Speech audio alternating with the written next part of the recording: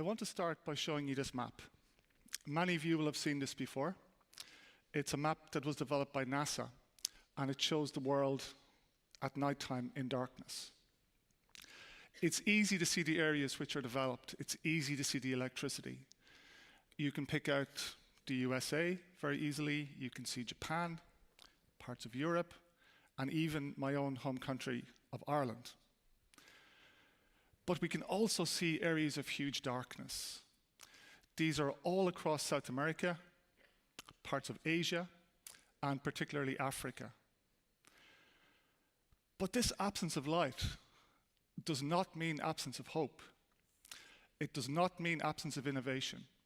In fact, we could say that the really interesting innovation is happening at the margins. It's happening in the shadows, in the areas which are darkest on that map.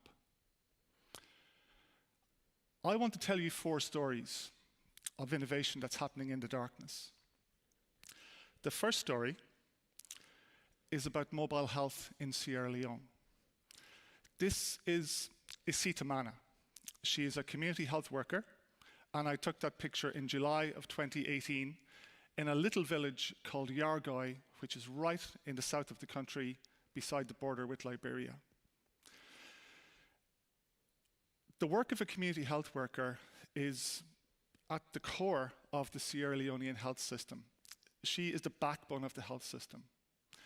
She provides support. She's an advocate for patients.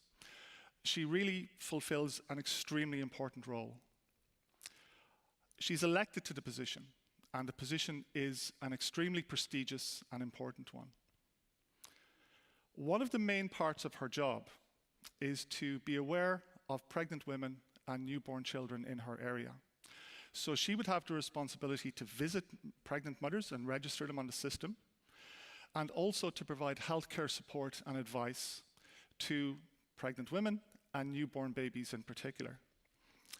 But this is a difficult job because Isita has her own family, she has her own farm, she's busy.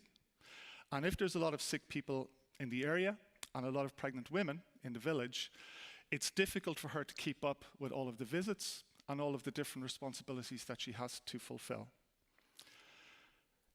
The mobile health project I led developed an entire system of training and support for Isita and her fellow community health workers. We provided her with training in healthcare.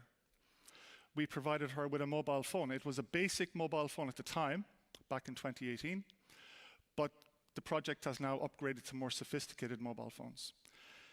And really importantly, we provided an app. So Isita uses all of these resources as part of this project.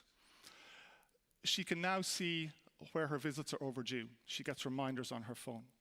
She can now register pregnant women on the phone as opposed to having to register on a bulky piece of paper which she might lose or might not be able to take care of. She can show videos to the mother and to the younger children about essential healthcare practices, which is really impactful, really important. She can phone doctors and nurses. In emergencies, she can refer sick people to hospital. Most importantly, though, I think, is that herself and her fellow health workers now have a community of practice, which is built around this technology. And this was surprising to us. The community health workers used the phones in very unexpected ways. They took pictures of patients and babies and sent them between each other. And what do you think of this? Have you seen this before? How do I deal with this? What do we do? Incredibly effective, incredibly impactful from a very, very basic mobile phone.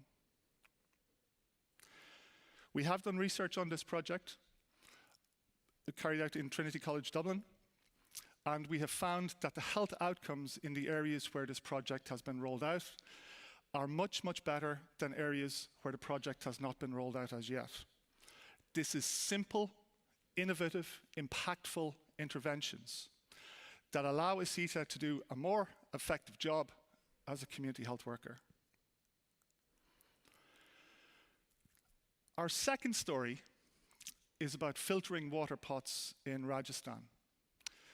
This is a potter. I took this picture in February of 2023, last year. And this potter is called Abdul Razak Khan. He's based just outside Jodhpur in Rajasthan. If anybody knows Rajasthan, it's a desert state of India, in the northwest of India, and it's extremely hot. It's a sandy desert area, most of the state, huge state. Last year, it reached upwards of 50 degrees across multiple days in the summer, and the temperatures are only getting hotter. It's only going to get hotter in Rajasthan as the climate crisis worsens. Abdul is part of the Kumar potter class. Multiple generations of his family were potters before him, and multiple generations of his family will be potters after him.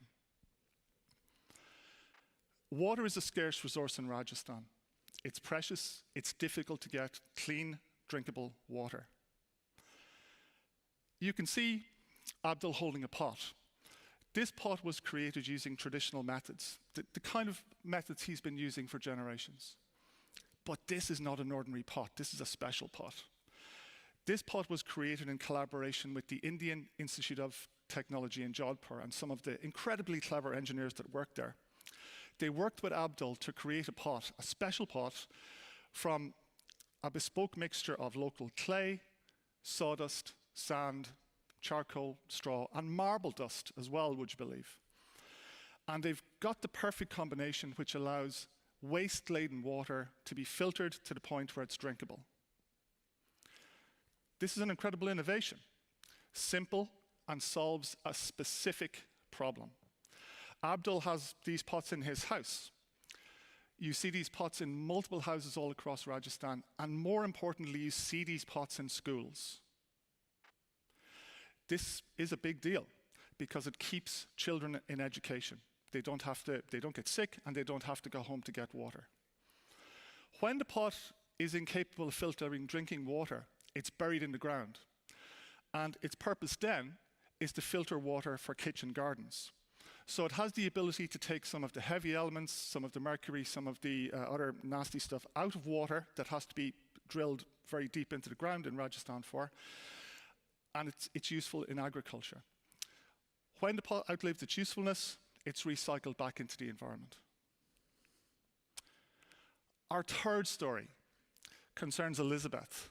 This story is about grandmothers and goats. Elizabeth is a grandmother, and she lives in an area called Kisise in western Uganda, right up beside the border with the DRC, Democratic Republic of Congo. There's a very, very fine line in these areas between poverty and between relative prosperity. And this particular project is specifically designed to lift Elizabeth and her family out of absolute poverty. Grandmothers have a responsibility in many parts of Africa, where parents have died or where they have moved to urban areas to get work. The children become the responsibility of the grandmother. So Elizabeth and many grandmothers like her have a responsibility of nurturing and care to children in these areas. The Grandmothers and Goats project does something very simple. It gives Elizabeth a goat. The goat costs approximately €50. It gives Elizabeth a goat. It also gives her seeds for her garden, and it provides training and gives some school materials for the children in her care. And in addition, support and training is provided for Elizabeth and her fellow grandmothers to set up small credit union type lending organizations for the specific village. Again, this is a very, very big deal. A goat is something that lifts people from poverty.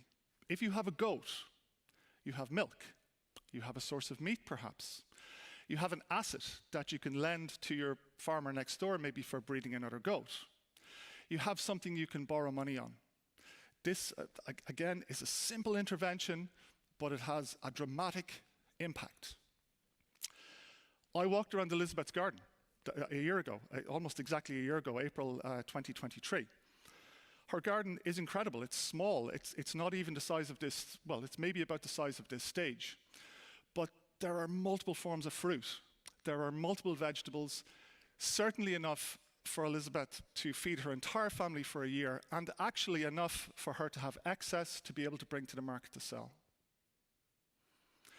Simple intervention, a goat makes the difference between relative prosperity, and absolute poverty. And I also walked around some gardens of grandmothers who were not part of this project yet, and it was an incredibly stark contrast to the garden that Elizabeth had. My final story is about cook stoves in Ethiopia. This is a picture of Basketo Basha, and she lives in a place called Arba Minch in the south part of Ethiopia. It's right down in the southern part of the country. There's a drought and other problems there as we speak. She's about to cook injera. Injera is the traditional Ethiopian dish for those of you who have maybe tried it before. Typically what she would do if she was cooking is she would use a 3-stone fire. Now, a 3-stone fire is exactly what it sounds like. It's 3 large stones on the ground with some wood in the middle and a pot placed on the stones, and the cooking happens like that. There's a lot of problems with a 3-stone fire. The first problem is that it's very inefficient. A lot of the heat escapes and it uses a lot of wood. The second problem is that it produces a lot of smoke. So Basketo has to breathe in a lot of smoke as part of her cooking duties. The children who are around the fire as well also suffer from smoke. It's a very, very unhealthy way of cooking. It also uses lots of wood. And very importantly, the young girls in the family who have the responsibility to collect the wood are taken out of school for longer, and they're put in more danger because they have to travel further and further and further to get more and more and more wood because it's becoming such a scarce resource. You may be able to see that she's not using a 3-stone fire. She's using a cook stove. The cook stove, this particular one, is made of concrete, and it encases a fire. You can probably see that the smoke is coming out from just one side of the cook stove only, and this cook stove is much more sustainable and much more efficient in its usage of wood. In fact, it only uses 1/3 of the wood that a traditional 3-stone fire would use. So it has multiple advantages. It means that it's more sustainable because it uses less wood. It's healthier because it produces less smoke. And extremely importantly, it keeps young women safer and in school longer because they have to travel less to get fuel to feed this cook stove. This project is the result of years of research from universities in Ethiopia, Makerere University in Uganda and the University of Addis Ababa in Ethiopia. I want to finish by bringing you back to our map. We've been talking about innovation in the dark areas of this map. We've been talking about stories of hope. We've been talking about things that make a difference, that lift people from poverty, that change people's lives for the better, in pretty significant ways, simple interventions. These interventions don't involve very advanced technology, but they don't need to. How can AI or ChatGPT solve one of these problems? It's not going to. What is going to solve these problems is interventions that are ethically, socially, and culturally appropriate, and that address the problems real people have on a daily basis. Not problems that I think these people have, that somebody like me think they have, and I'm trying to solve a problem that doesn't even exist. Problems have to be solved by the community, community-led innovation that addresses real issues that real people have on a daily basis.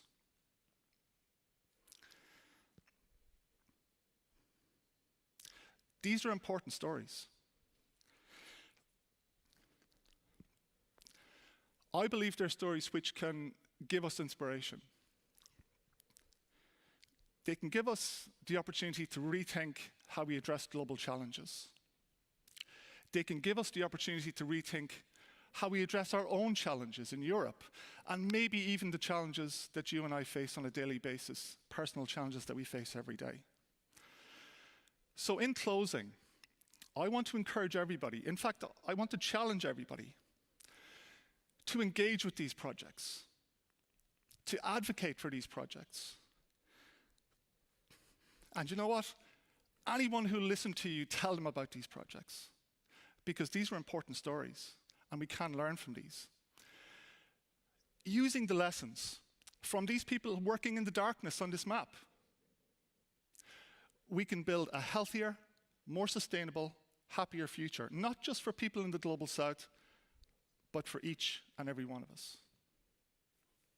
Thank you.